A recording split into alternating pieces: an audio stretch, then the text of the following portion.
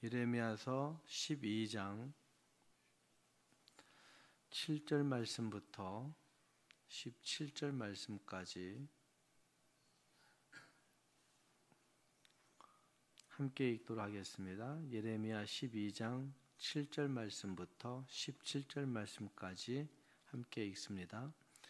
내가 내 집을 버리며 내 소유를 내던져 내 마음으로 사랑하는 것을 그 원수의 손에 넘겼나니 내 소유가 숲속의 사자같이 되어서 나를 향하여 그 소리를 내므로 내가 그를 미워하였음이로라.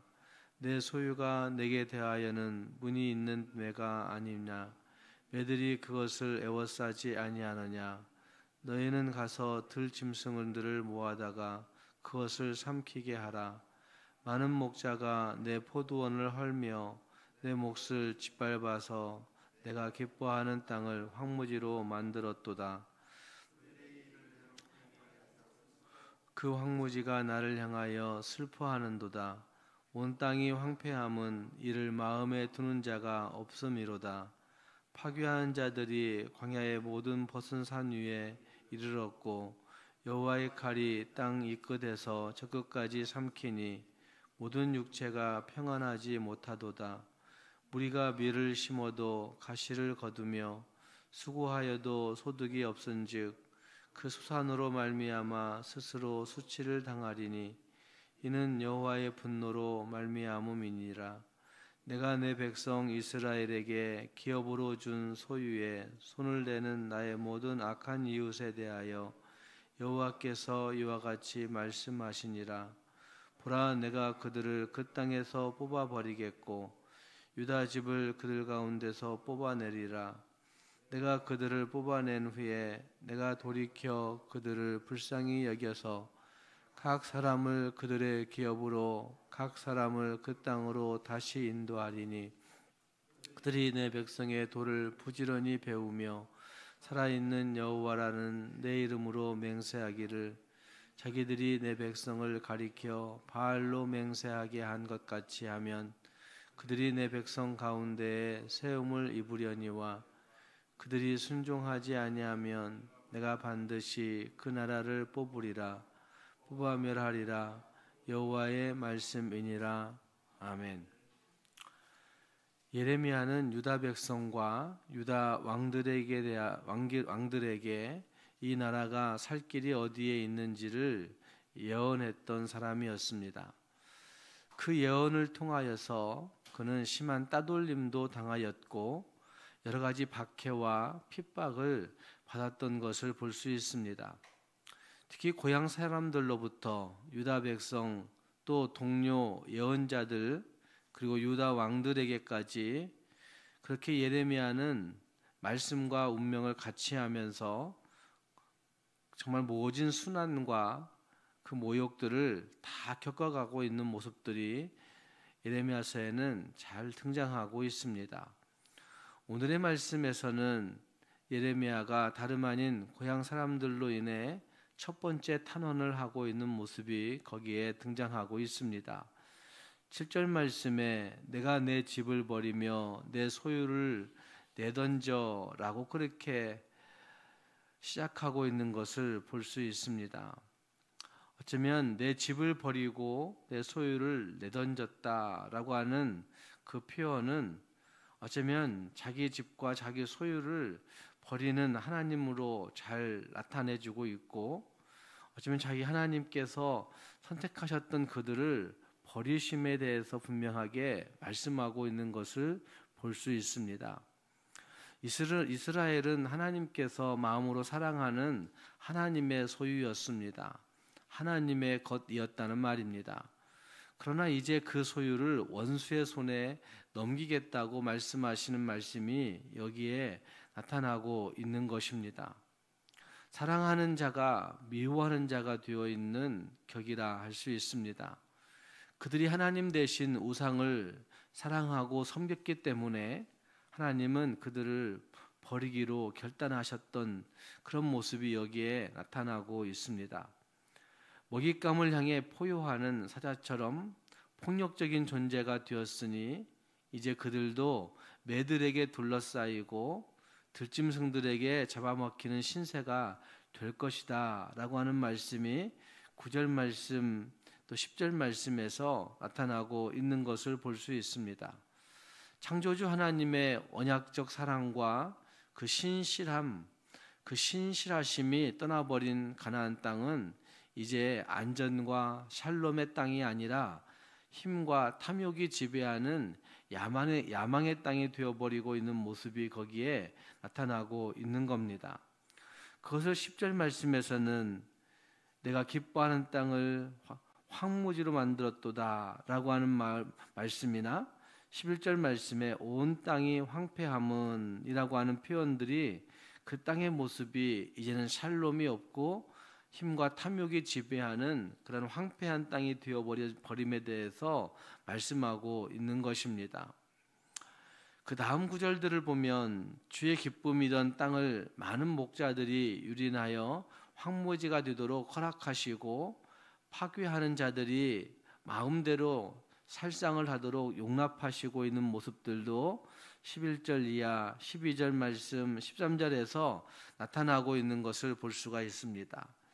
참 목자이신 예수님이 내 가정과 공동체와 직장을 다스릴 때에는 애통과 염려가 다 떠나가고 소유와 권력의 영향을 받지 않는 진정한 샬롬이, 진정한 만족이 그곳에 남아있지만 하지만 참 목자이신 그 예수님이 떠나가면 그곳에는 샬롬이 없고 슬픔의 땅이 되어버리는 그런 모습이란 사실을 잘 나타내주고 있는 겁니다.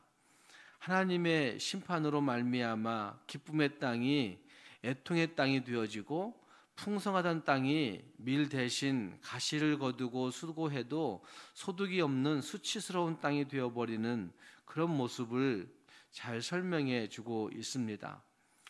그런데 놀랍게도 이런 일을 당하고 있는 이스라엘 백성은 마음에 그것을 두지 않고 있습니다. 땅은 하나님의 분노를 알고 슬퍼하지만 이스라엘은 거기에 반응하지 아니하는 그런 모습이 거기에 있다는 말입니다. 이것은 그들 스스로 그 심판의 정당성을 증명하고 있는 모습이라 할 수가 있을 것입니다. 오늘 우리도 마찬가지 생각을 잘 해봐야 됩니다. 참 목자이신 하나님이, 참 목자이신 예수님이 우리를 다스리시고 우리를 이끌어 가시면 어쩌면 우리 가정과 우리 공동체 안에는 진짜 하나님이 주시는 놀라운 만족과 샬롬이 거기에 깃들 수 있지만 하나님이 떠나시면 참 목자이신 그 예수님의 다스리심이 거기에 없어지면 그곳은 슬픔의 땅, 애통의 땅, 거기에는 샬롬이 없는 그런 모습이 될 수 있다는 사실들을 늘 기억하면서 참 목자이신 그 예수님의 다스리심, 참 목자이신 하나님의 우리를 인도하심이 있는 삶을 살아갈 수 있는 우리가 될 수 있기를 주님의 이름으로 축복합니다. 그리고 14절 말씀 이하에서는 하나님이 다시 그들을 이끌어내시겠다 말씀하시는 말씀이 또한 등장하고 있는 것을 볼 수 있습니다. 그런 자들에게 하나님은 다시 미련을 두고 있는 모습이 거기에 나타나고 있다는 말입니다. 15절 말씀에 내가 그들을 뽑아낸 후에 내가 돌이켜 그들을 불쌍히 여겨서 각 사람을 그들의 기업으로 각 사람을 그 땅으로 다시 인도하리니 라고 다시 인도하시겠다라고 말씀하신 말씀이 거기에 나타나고 있습니다. 기회를 거두어 가지 아니하시는, 기회를 다시 주시는 하나님의 모습이 거기에 있다는 말입니다. 어쩌면 하나님께서 그 대적들을 쫓아내시고 자기 백성은 다시 이곳으로 기업으로 주실 것을 말씀하고 있는 것입니다. 심지어 이방 원수일지라도 여호와의 도를 부지런히 배우고 바알 대신에 하나님의 이름으로 맹세하면 백성 가운데 들게 하시겠다라고 하는 말씀이 16절 말씀에 나타나고 있는 것을 볼 수가 있습니다. 믿음 없이 안전한 인생은 있을 수 없다 하는 사실들을 우리는 분명히 해야 합니다. 하나님이 다시 인도하시는, 하나님이 다시 기회 주시는, 어쩌면 그 은혜가 있을 때 우리는 다시 설 수 있다는 사실들을 보아야 된다는 말입니다. 믿음을 요구하신 하나님의 그 요구 앞에 우리가 다시 믿음으로 반응하고 하나님 앞에 서게 된다면 다시 우리에게 기회 주시고 다시 인도하신 하나님의 은혜가 있음을 기억하면서 다시 인도하신 하나님의 그 은혜 가운데 회복할 수 있는, 다시 그 능력과 은혜를 가지고 살아갈 수 있는 우리 모두가 될 수 있기를 주님의 이름으로 축복합니다. 기도하겠습니다. 말씀을 생각하시면서 같이 기도할 수 있기를 바랍니다. 하나님은 이스라엘이 하나님의 소유이고 하나님의 것이지만 그들이 하나님을 버리고 불순종하고 우상을 섬기고 사랑했기 때문에 그들을 원수의 손에 넘기겠다, 버리겠다, 던져버리겠다, 이렇게 말씀하신 말씀이 여기에 등장하고 있습니다. 어쩌면 하나님 없으면 그 땅은 샬롬의 땅이 될 수가 없습니다. 하나님 없으면 참 목자이신 하나님 없으면 그 땅은 만족의 땅이 될 수가 없습니다.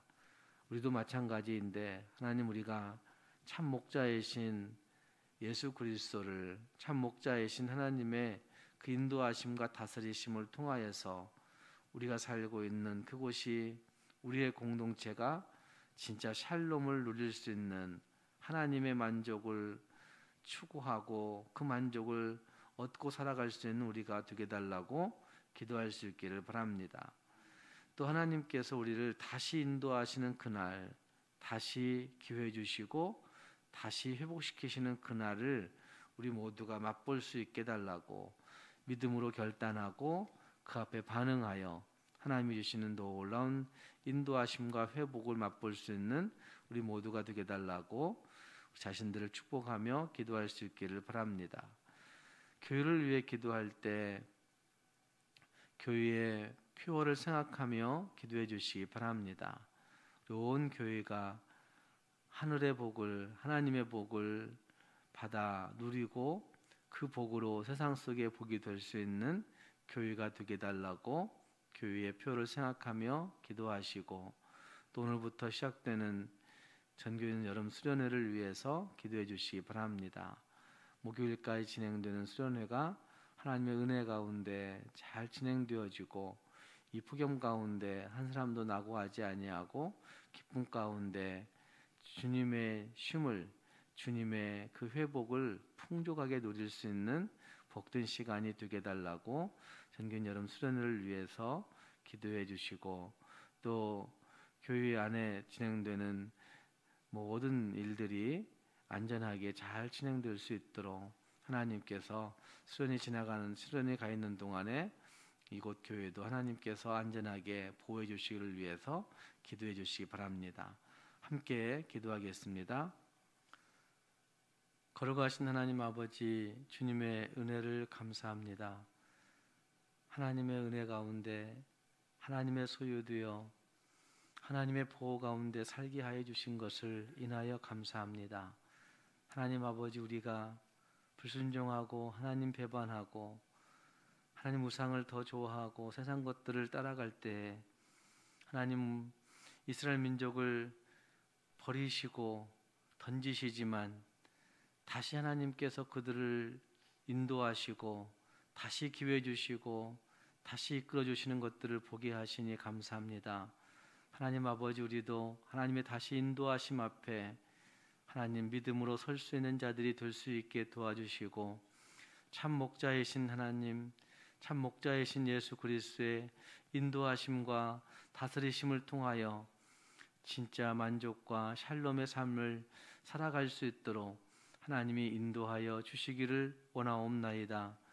하나님 아버지, 교회를 사랑하시는 주님, 우리 온 교회가 올 한 해 하나님의 복으로 받아 누릴 수 있게 도와주시고 그 복으로 세상 속에 복이 될 수 있는 삶을 살아낼 수 있게 해 주시옵소서. 오늘부터 시작되는 여름 수련회를 주님이 주관해 주셔서 폭염 속에 진행되는 여름 수련회가 온 성도들 안에 주의 기쁨과 주의 쉼을 하나님의 숨결을 느끼게 할 수 있는 복된 시간이 될 수 있도록 도와주셔서 하나님의 숨결이 닿는 곳곳마다 하나님의 놀라우신 그 축복과 쉼의 역사가 나타날 수 있도록 은혜 베풀어 주시옵소서. 하나님 아버지, 참여하는 자들이나 참여하지 못하는 모든 이들이 주의 말씀의 은혜를 같이 나눌 수 있도록 하나님이 인도하여 주시옵소서. 하나님 아버지, 오늘 한 날도 주께서 교회를 지켜주시기를 원합니다. 교회에 속한 모든 권속들을 주님이 보호해 주시고 주의 은혜 가운데 기쁜 소식으로 왕래할 수 있는 한 날 되게 하여 주옵소서. 하나님, 기도한 성도들에게 은혜를 주시기를 원합니다. 오늘 주 앞에 기도할 때 우리의 기도가 하나님 앞에 상달되어지고 하나님의 응답하심을 확신하는 귀한 시간이 되게 해 주시옵소서. 예수님 이름으로 기도합니다. 아멘.